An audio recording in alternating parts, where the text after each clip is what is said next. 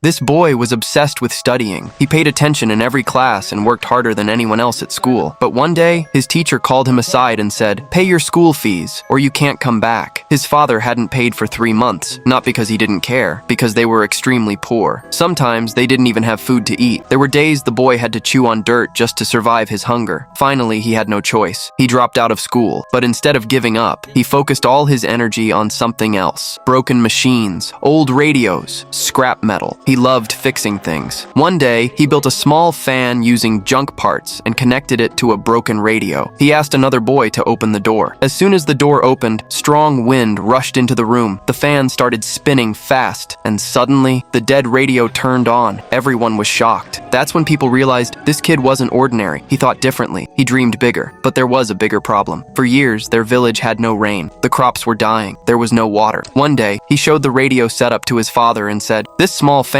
makes enough energy to run a radio. Imagine what a bigger one could do." His father didn't understand. So the boy said, "Give me your bicycle. I can turn it into a big wind machine. It can pull water from the ground and save our crops." His father got angry. "First you quit school, now you want to destroy my bicycle? Stop wasting time." He even smashed the boy's small motor. The boy was heartbroken, but he didn't quit. Every day, he kept asking for the bicycle, and again. Finally, one day, again, his father looked at him and said, "All right, take it, but don't break my trust." The boy's eyes filled with hope. He cut the bicycle apart, used the parts to build a large windmill, connected pipes to a well, set up tall wooden poles, and tied everything together with wires. Then, he released the blades. The wind caught them. The windmill started spinning faster. The motor kicked in, and suddenly, water started flowing out of the pipe. Real water. For the first time, the villagers screamed with joy. Fields that were dry for years finally had life again. His father hugged him tightly. For the first time, he wasn't just a poor kid. He was a hero. Within days, crops began to grow, and the boy who couldn't afford school ended up saving the entire village.